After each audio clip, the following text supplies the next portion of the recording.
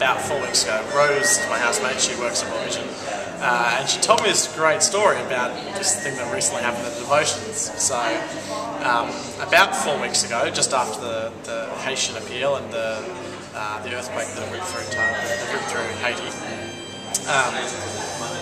World Vision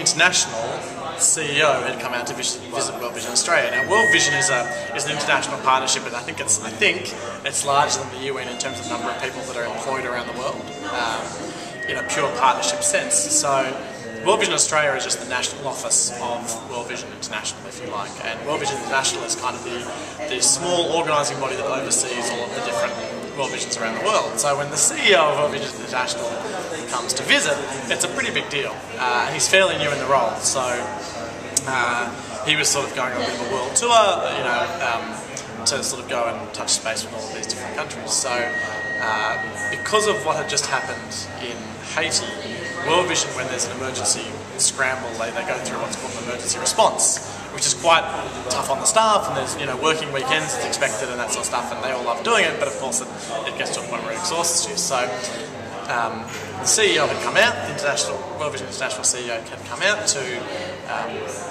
say hello. The trip was scheduled, but now he was at a Devotions. So World Vision Australia every Tuesday morning have what's called Devotions, and they have this.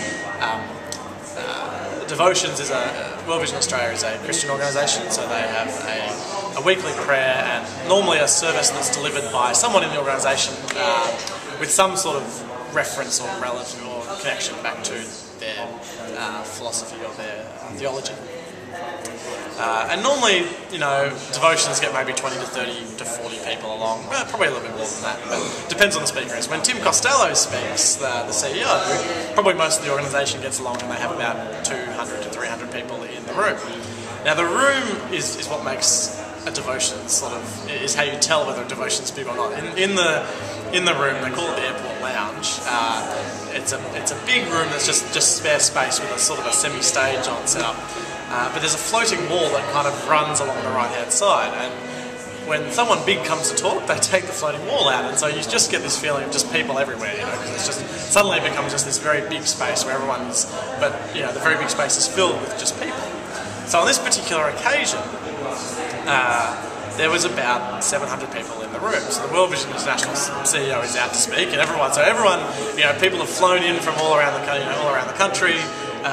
Anyone who would normally be out of the office has come back into the office to listen to this man talk. So he's kicked off and he started doing his devotions, and he's spoken for about 40 minutes, and it was a great service apparently, and whatever else.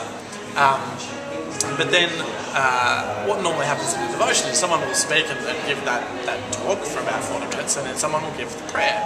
And so on this particular occasion, a good friend of mine, Nigel, was the one that was going to give the prayer.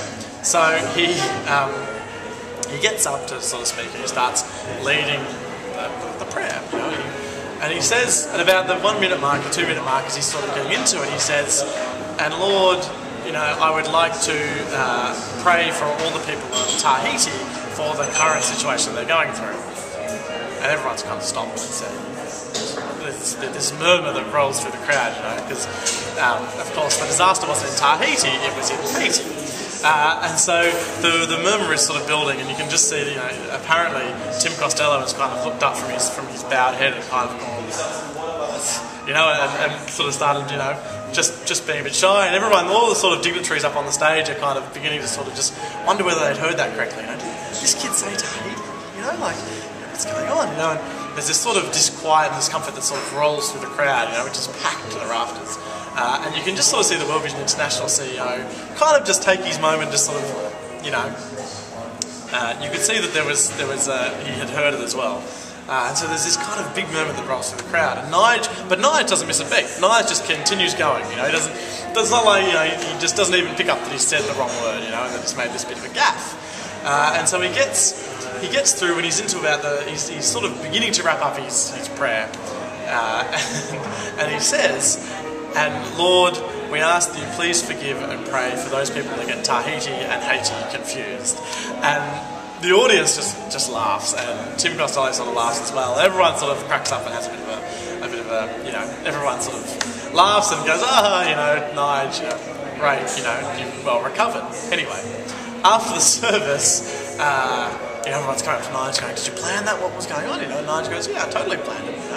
And he's got the speech written, and apparently the next morning Tim Costello walked into the cafe and hugged him and said, thanks Nige, thanks. And I think it's a great story to tell, and I love telling it a lot, is because I think it says a lot about World Vision as an organisation, and the fact that they do this really amazing and hard work, and when an emergency does hit or a natural disaster does hit, it is literally all hands on deck.